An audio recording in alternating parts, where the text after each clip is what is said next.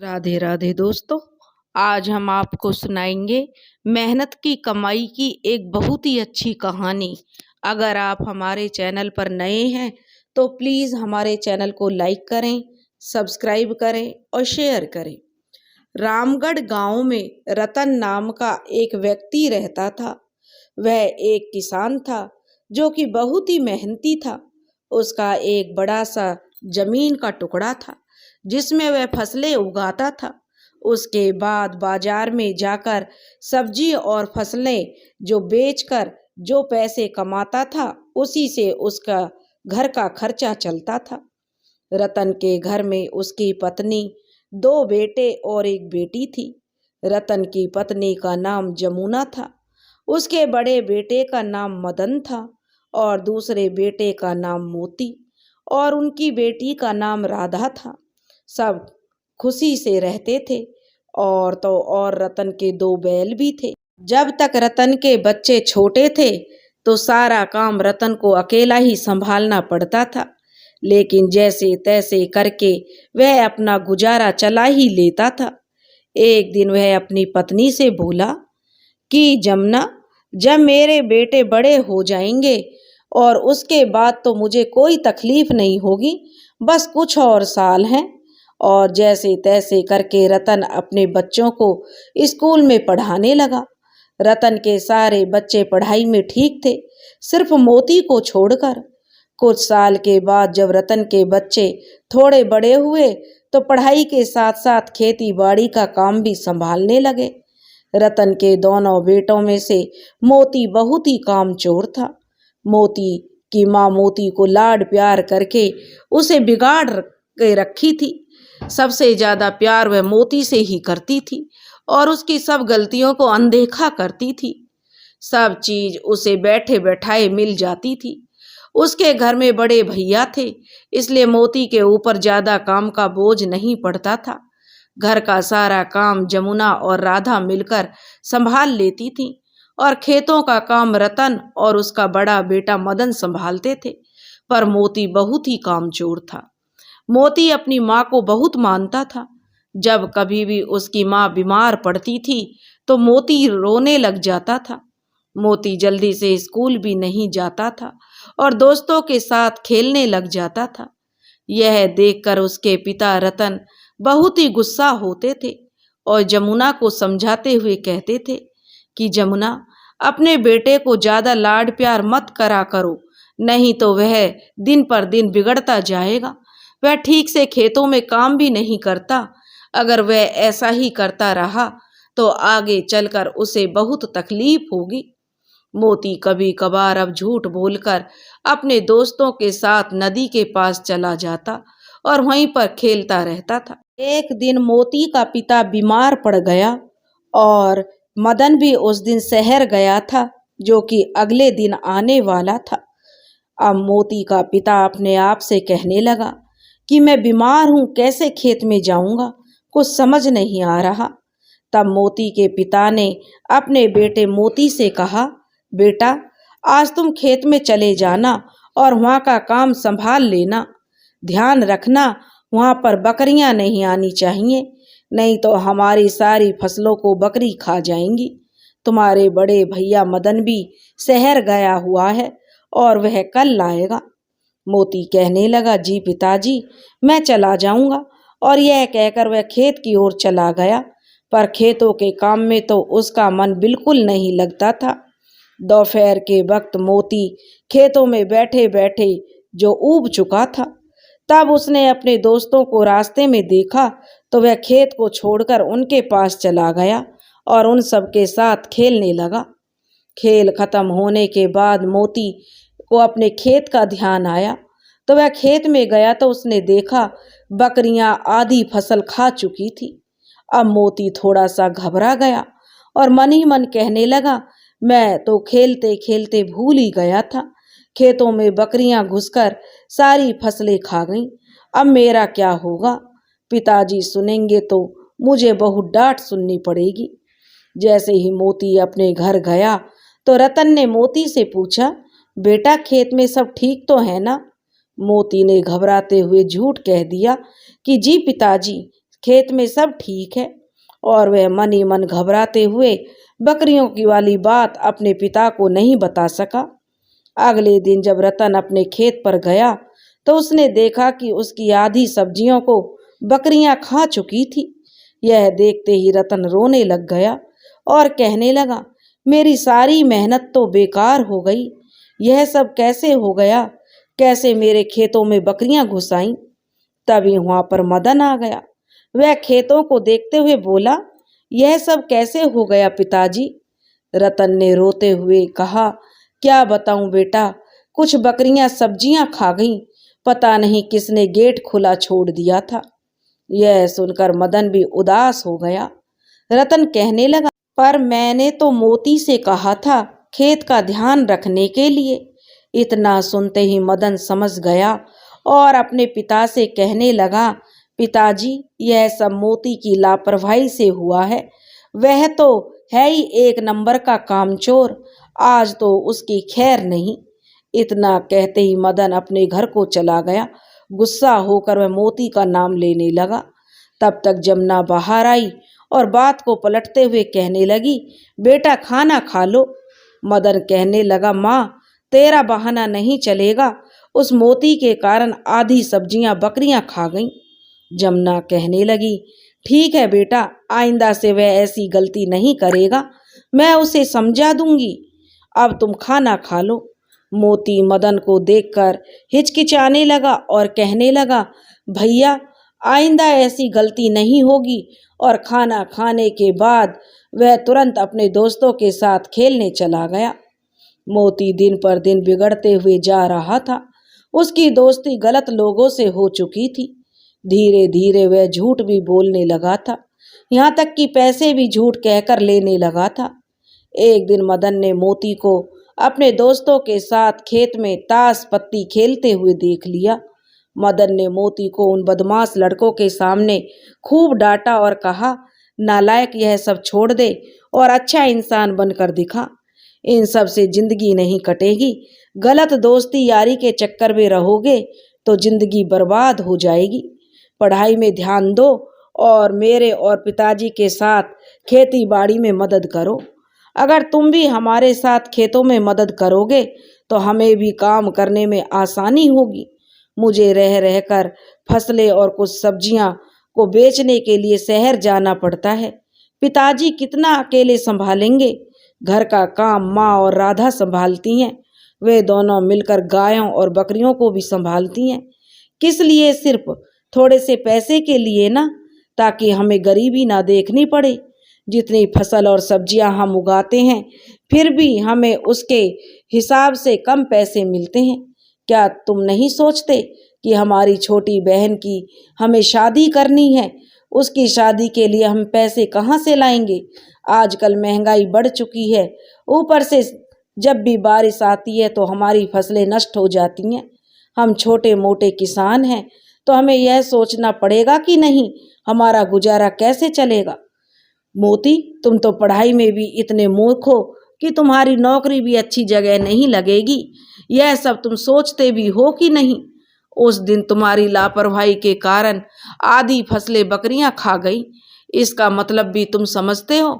हमारे आधे पैसे तो यूं ही बर्बाद हो गए। हम किसान इतनी मेहनत से अनाज उगाते हैं और उसे बेचकर पैसे कमाते हैं।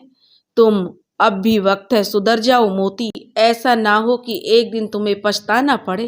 मोती मुंह लटकाए मदन को देखता रहा और कहने लगा, जी भैया, और कहते हुए घर को चला गया।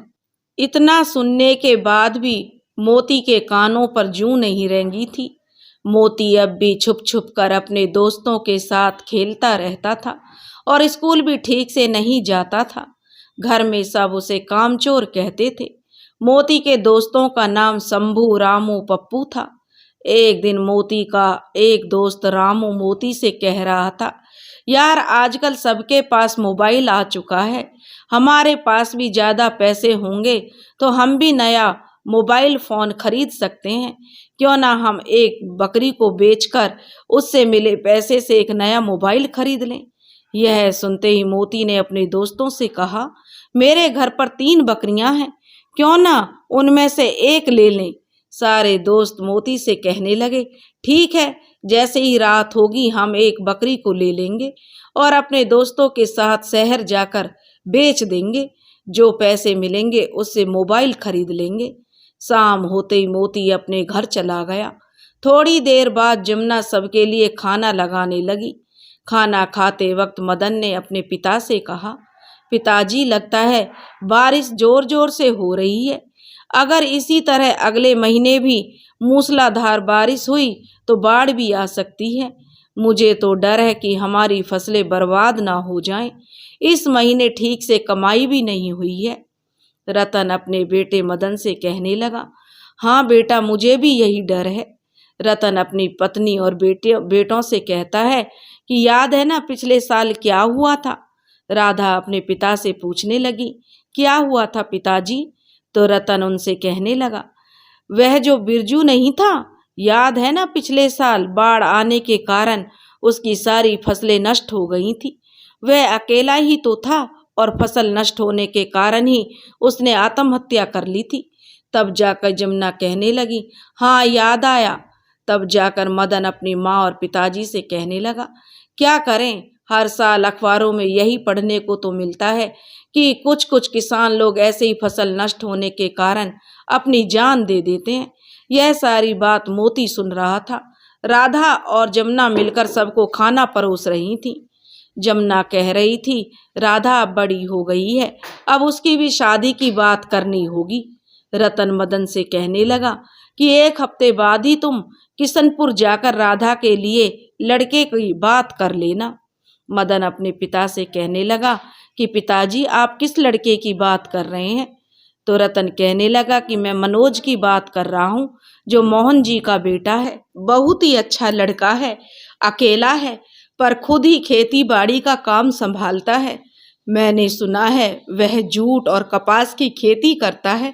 उनके खेत में मजदूर भी काम करते हैं और उनका अपना ट्रैक्टर भी है। बहुत ही बड़ा खेत है उनका।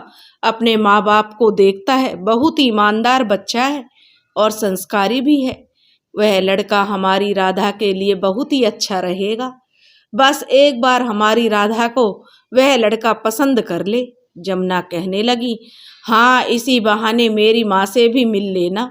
मदन अपनी माँ से कहता है, हाँ, यह तो बहुत अच्छी बात है। बाहर बहुत ही जोरों की बारिश हो रही थी।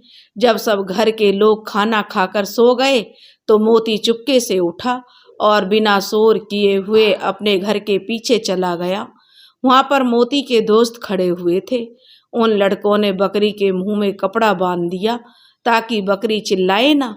मोती अपने दोस्तों से कहने लगा, तुम लोग भोर होते ही शहर निकल जाना और इस बकरी को बेच देना और जितने पैसे मिलें उससे एक मोबाइल खरीद लेना और वह मोबाइल मुझे लाकर दे देना। उसके बाद उसके दोस्त बकरी को लेकर चुपके से चले गए। फिर मोती भी चुपके से अपने कमरे में आकर सो गया। अगली सुबह जब जमुना और राधा उठी तो घर का सारा काम करके वह दोनों बकरियों के पास गईं। तो वह दोनों देखते ही जो सन्न रह गईं कि वहां से एक बकरी गायब थी। राधा पिताजी पिताजी कहते हुए चिल्लाने लगी। तब जाकर रतन और मदन दौड़कर गए और राधा और जमुना से पूछे कि क्या हुआ, क्यों चिल्ला रही हो? तो राधा रोते हुए कहने लगी कि पिताजी, हमारी 3 बकरियों में से एक बकरी गायब हो गई है। राधा रोते हुए कह रही थी, 4 महीने पहले ही तो हम खरीद कर लाए थे इतनी मेहनत से, आखिर बकरी कहाँ जा सकती है? सोचे थे कि उनसे भी पैसे आएंगे, पर किसने चोरी कर ली होगी हमारी बकरी। मोती सबकी बात सुनकर सोने का नाटक करने लगा। तभी राधा मोती भैया कहते हुए उसे उठाते हुए कहने लगी, देखो भैया, हमारी एक बकरी गायब हो गई है। मोती नाटक करते हुए कहने लगा, क्या, ऐसे कैसे हो सकता है? चलो हम दोनों दूर दूर तक उसे ढूंढ कर आते हैं, क्या पता अपने आप बाहर चली गई हो। इतना कहते ही दोनों भाई बहन बाहर चले गए। उन दोनों को अपनी बकरी ढूंढते ढूंढते दोपहर हो गई, पर उनकी बकरी नहीं मिली। तभी नदी के सामने मोती को कुछ काला सा नजर आया जो पेड़ों के बीच फंसा हुआ था। मोती बहाना बनाते हुए अपनी छोटी बहन को कहने लगा, वह देखो, हमारी बकरी नदी के बीच में फंसी हुई मरी पड़ी है। राधा दूर से देखते हुए कहने लगी, हाँ, काला सा तो नजर आ रहा है। इतना देखते ही राधा रोने लग जाती है। मोती उसे बहाने से कहता है, छोड़ दो, क्या करेंगे, अब वह तो मर गई। इतना कहकर मोती राधा को लेकर अपने घर आ जाता है। राधा तो बेचारी बहुत ही भोली थी। उसे नहीं पता था कि उसका भाई मोती उसे उल्लू बना गया। अंदर ही अंदर मोती मजे लूट रहा था। उधर राधा अपनी माँ को बताती है कि माँ, मैंने बकरी को नदी में डूबा हुआ देखा और वह वहां जाकर फंसी हुई थी। इतना सुनते ही जमुना को आश्चर्य हो गया और कहने लगी, हमारी बकरी अचानक वहां नदी में कैसे डूब गई। मोती कहने लगा, जाने भी दो माँ, क्या कर सकते हैं। तभी वहां पर मोती के दोस्त आ गए और कहने लगे, मोती, खेतों पर चलो। मोती अपने दोस्तों के साथ खेत में चला गया। खेत में मोती के दोनों दोस्त मोती से कहते हैं, यार, जब हम बकरी बेचकर पैसे लेकर रास्ते से आ रहे थे तो कुछ चोरों ने हमारे पैसे चुरा लिए। हमारे पास बस 900 रुपये ही बचे हैं। इतना कहते ही मोती को आश्चर्य हुआ और सोचने पर विवश हो गया, अरे कहीं मेरे दोस्त मुझसे झूठ तो नहीं बोल रहे। तभी वहां जोर जोर से बारिश होने लगी। मोती के दोस्त मोती से कहने लगे कि हम कल फिर मिलेंगे, यह लो अपने 900 रुपये। जब मोती के दोस्त मोती को 900 रुपये पकड़ाते हैं तब मोती मन ही मन सोचने लगा, शायद मेरे दोस्तों ने पैसे नहीं मारे होंगे, नहीं तो वह मुझे 900 रुपये क्यों पकड़ाते, शायद सच ही बोल रहे होंगे। मोती अपने दोस्तों से बोला, अच्छा हुआ यह बात हमारे घर में पता नहीं चली। मोती का मन उदास हो गया और वह मुंह लटकाए हुए अपने घर की ओर चला गया। मोती जब घर पहुंचा तो उसे देखकर जमुना और मदन उससे कहने लगे, क्या बात है मोती, मुंह क्यों बनाए हुए हो, बड़ा उदास लग रहा है, क्या बात है। इतना सुनते ही मोती डर गया और वह हिचकिचाते हुए कहने लगा कि मैं बकरी के कारण दुखी हूँ।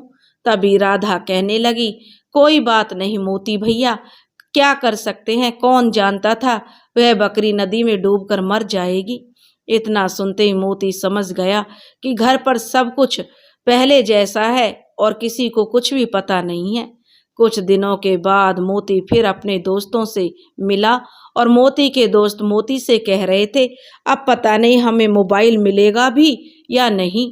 मोती का दोस्त रामू जो कहता है कि एक काम करते हैं, घर पर बिना बताए खेतों में से कुछ सब्जियां बाजार ले जाकर जो बेच देते हैं, जिससे कि हमें कुछ पैसे मिल जाएंगे।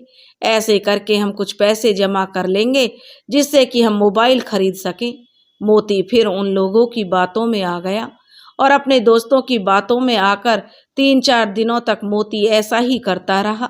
एक दिन मोती घर पर बिना बताए कुछ सब्जियां और अनाज लेकर चुपके से दवे पाम बाजार गया और दूसरे बाजार जहां उसके पिता को कोई नहीं जानता था वहां पर सामान बेचने लगा।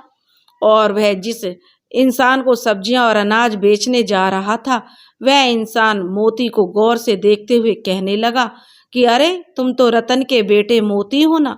इतना सुनते ही मोती चौंक गया और उससे कहने लगा कि आपका नाम क्या है। वह इंसान कहने लगा कि मेरा नाम योगेंद्र है।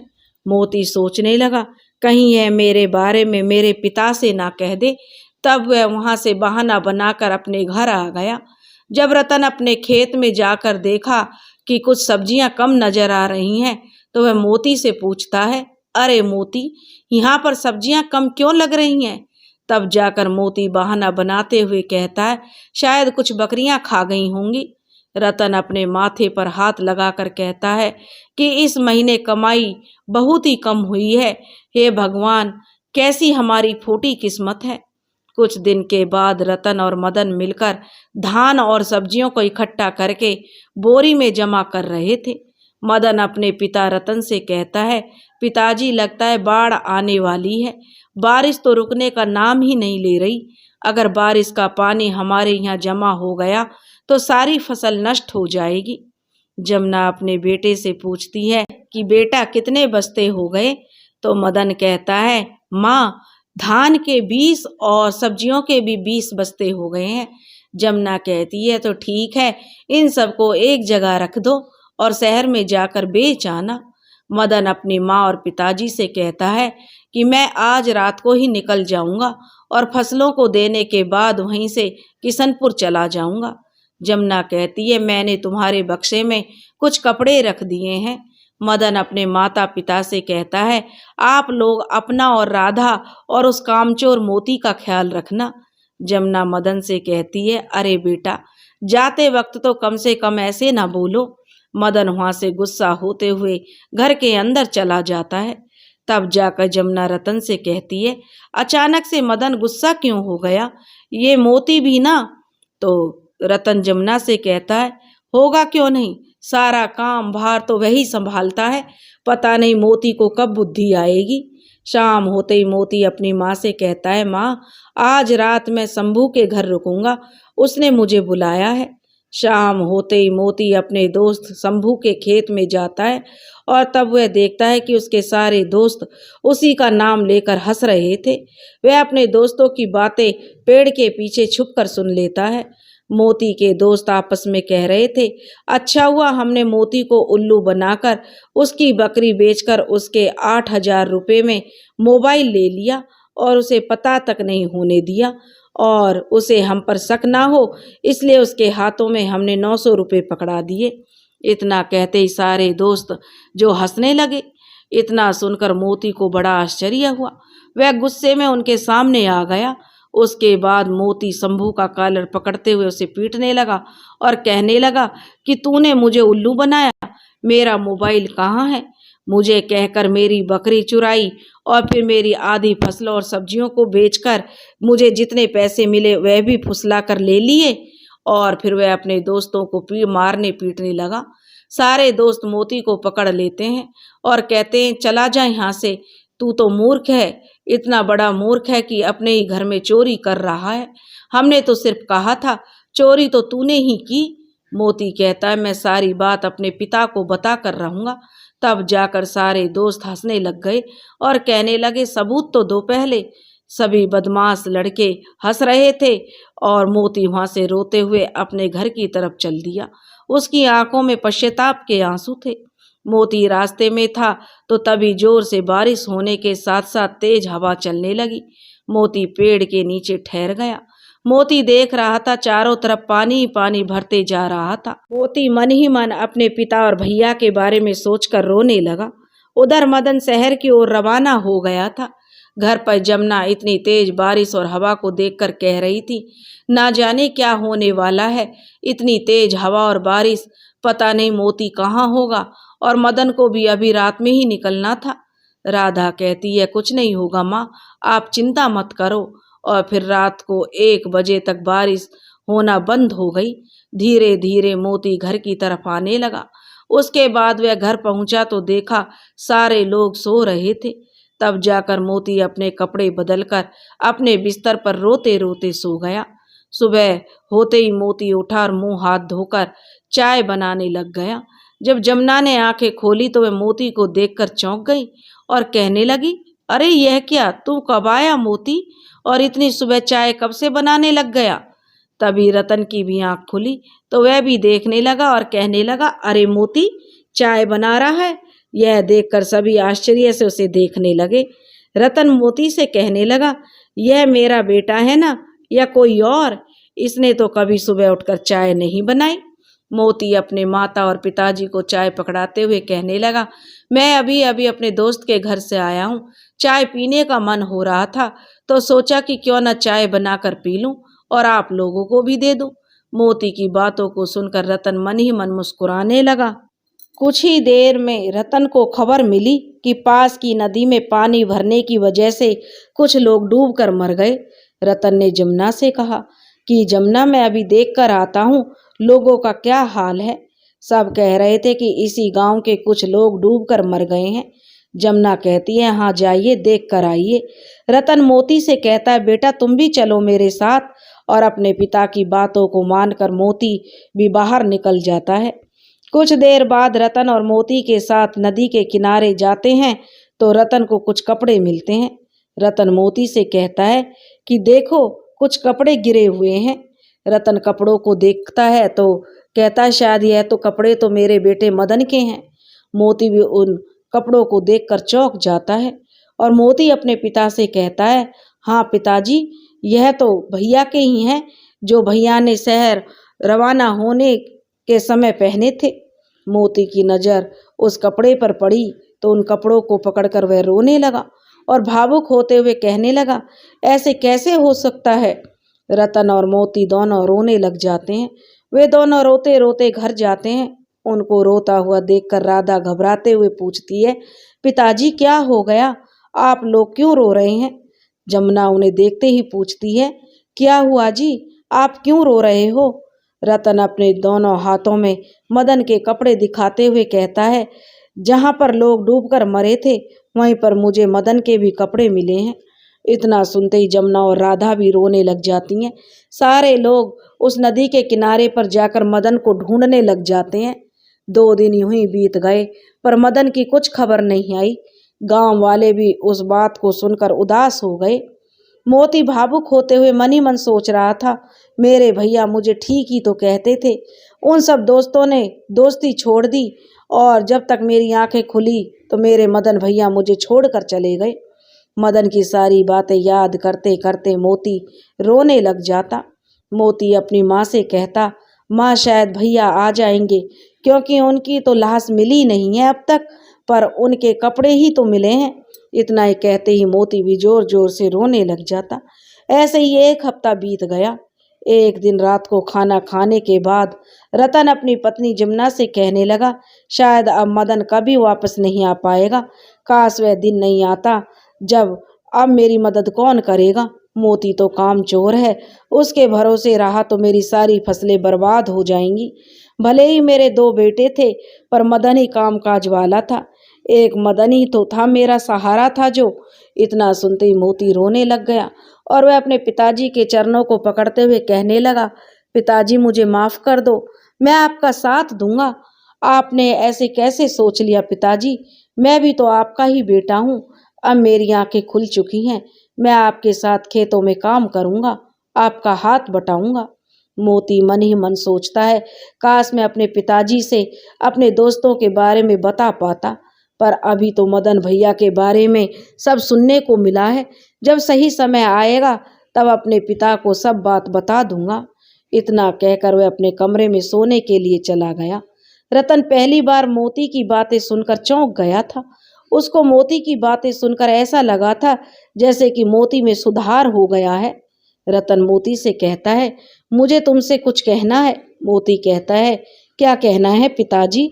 तो रतन मोती से कहता है कि मुझे यह बताना है। तभी अचानक से कुछ आवाजें आती हैं। रात के 12 ही बज रहे थे। अचानक आग की लपटें दिखाई देने लगी। जब मोती ने खिड़की से बाहर देखा तो उसकी आंखें खुली की खुली रह गई। उसने देखा कि उसके खेत खलिहानों में आग लग गई है। रतन ने जब देखा तो वह चिल्लाने लगा। गांव के सारे लोग उठकर रतन के खेत में आ गए। रतन कहने लगा, आज तक इतने सालों में पहली बार हमारे खेत में आग लगी है, लेकिन आग लगी तो लगी कैसे। राधा यह सब देखकर रोते हुए कहने लगी, पहले हमारी बकरी नदी में डूब गई, अब खेतों में आग लग गई। यह सुनते ही मोती को शक हो जाता है और अपने दोस्तों पर कि यह उन्होंने ही किया है। जैसे तैसे लोग पानी डालकर आग बुझा देते हैं। रतन की थोड़ी सी फसलें नुकसान हो जाती हैं। उसके बाद वहां से गांव के लोग अपने अपने घरों में चले जाते हैं। अगली सुबह जब मोती उठता है तो वह चाय पीकर अपने हल और बैल लेकर खेत में चला जाता है। वहां जाकर वह काम करने लग जाता है। जैसे ही रतन की नींद खुलती है तो वह देखता है कि उसके घर में मोती नहीं था। वह जमुना और राधा को उठाते हुए कहता है, पता नहीं मोती कहाँ चला गया है। थोड़ी देर बाद रतन जब अपने खेत पर जाता है तो देखता है कि मोती खेतों में काम कर रहा था। यह देखते ही रतन की आंखें खुली की खुली रह गईं। वह मन ही मन कहने लगा, यह कैसे चमत्कार हो गया। वह घर जाकर जमुना और राधा से यह बात बता देता है कि मोती खेतों में काम कर रहा है। यह सुनते ही जमुना और राधा खुश हो जाती हैं। कुछ दिनों के बाद गांव के लोग भी देखते हैं मोती अपने खेतों में काम कर रहा होता है तो सबको बड़ी हैरानी होती है कि जो कामचोर था आज वह काम का महत्व समझने लगा है। गांव के लोग कहते हैं शायद मदन के जाने के बाद इसको समझ आ गई है। थोड़ी देर बाद राधा अपने भैया मोती के लिए खाना लेकर खेत में चली जाती है। अपनी बहन को खेतों में खाना लाता हुआ देखकर मोती खुश हो जाता है। धीरे धीरे वह खेतों में काम करना शुरू कर देता है। कभी कभार वह खाली बैठता था तो अपने मदन भैया को याद करता और कहता, मेरे मदन भैया कितने अच्छे थे, मुझे कितना अच्छी बातें सिखाते थे। मैं ही मूर्ख और कामचोर था जो कि उनकी बातों को समझ नहीं पाया। मेरे दोस्त सच में अच्छे नहीं थे। फिर वह अपने भैया को याद करके रोने लग जाता।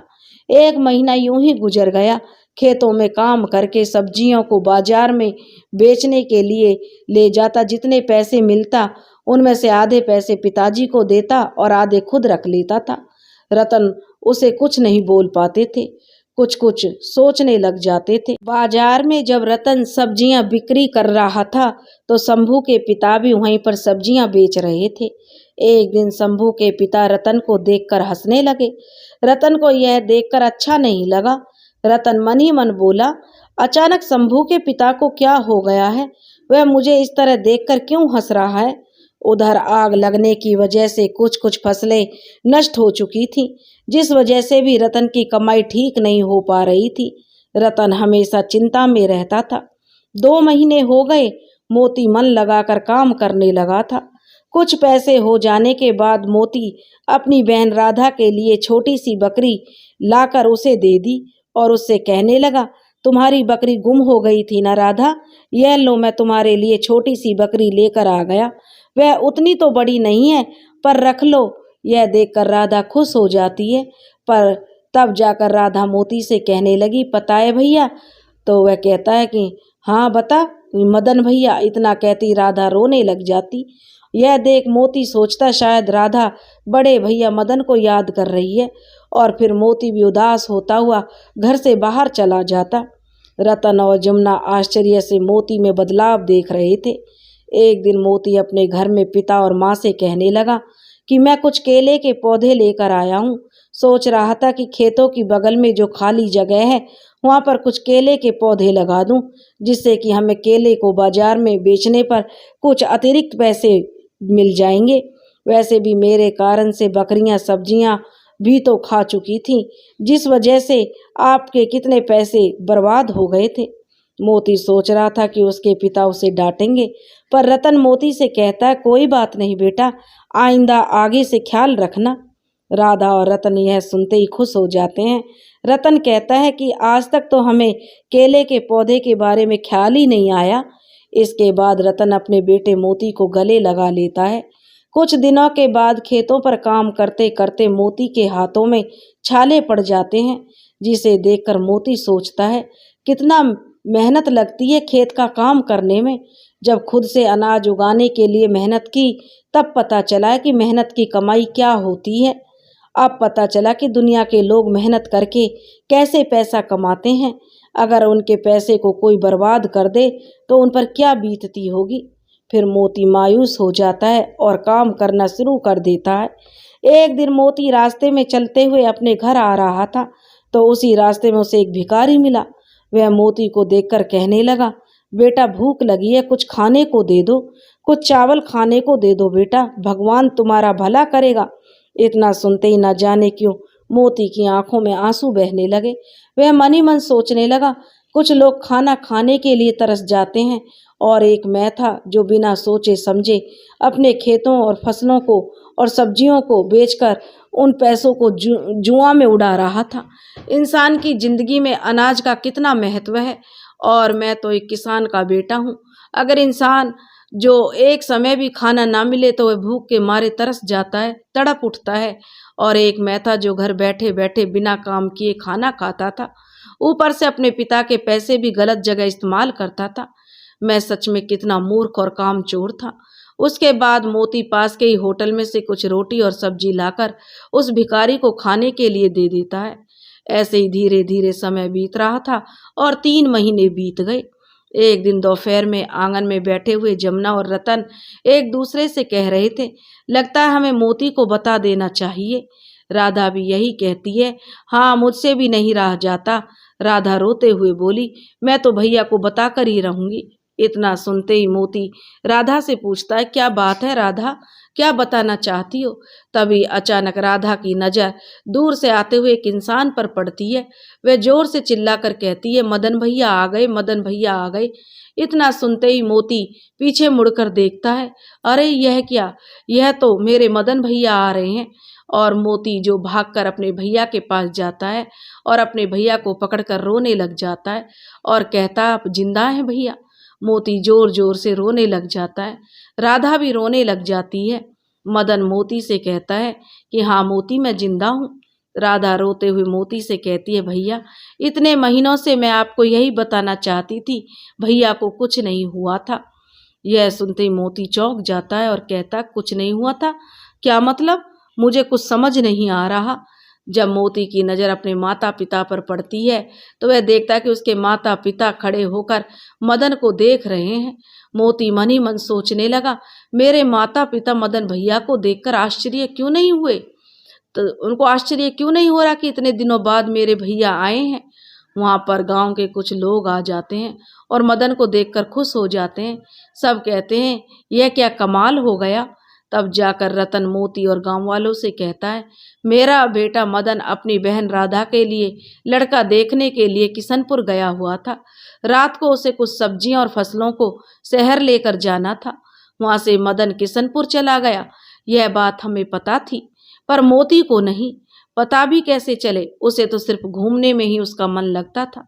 तब जाकर मदन सबको बताता है कि जिस दिन मैं अपने फसलों और सब्जियों को लेकर शहर जाने वाला था, उसी दिन दोपहर को जब मैं बाजार गया तो मुझे योगेंद्र अंकल मिले। उन्होंने मुझसे कहा कि कुछ दिन पहले तूने मोती मिला था सब्जी बेचते हुए। इतना सुनते ही मुझे बड़ा धक्का लगा और मैं मन ही मन सोचने लगा, आज तक मोती से घर का एक काम तक नहीं हुआ और वह सब्जियां कैसे बेचने लग गया। तभी मुझे कुछ शक हुआ कि जरूर मोती की दोस्ती यारी में बर्बादी की तरफ जा रही है। मैंने तभी सोचा कि कुछ ना कुछ उपाय निकालना पड़ेगा जिससे कि वह सुधर जाए। मुझे उसी रात को अपनी फसलों और सब्जियों को लेकर शहर जाना था और फिर वहां से किशनपुर जाना था, क्योंकि मैंने लड़के वालों से बात कर ली थी राधा के लिए। इसलिए मैंने अपने पिता को घर जाकर कहा कि मोती दिन पर दिन बिगड़ते जा रहा है, इस पर नज़र रखिए, तब तक मैं घर वापस ना आ जाऊं। तब तक बाढ़ आया हुआ था। इसलिए मैंने अपने पिताजी, माँ और राधा से कहा, आप लोग बहाना बनाकर कहना कि मदन भैया बाढ़ में डूबकर मर गए। इतना सुनते ही माँ चौंक गई थी और मुझे कहने लगी, यह क्या मतलब हुआ? सुधारने का मतलब इस तरह से धोखा देना नहीं होता। पर मैं जबरदस्ती करने लगा। मैंने कहा कि एक बार कोशिश करके देखो माँ, शायद यह सुनकर उसमें बदलाव आ जाए, क्योंकि वह अपनी हदें पार कर चुका है। ऐसा ना हो कि समाज के सामने हमें अपना सर झुकाना पड़े। जब मैं वापस आऊंगा तो सब संभाल लूंगा। मदन आगे कहने लगा, मैं किशनपुर में था अपनी नानी के घर। मोती को तो घर से मतलब ही नहीं था। उसे इतना भी नहीं पता था कि शहर जाने के बाद मुझे किशनपुर जाना था। इसी बात का मैंने फ़ायदा उठा लिया। जब मैं किशनपुर गया तो लड़के वालों से मेरी बात हो चुकी थी।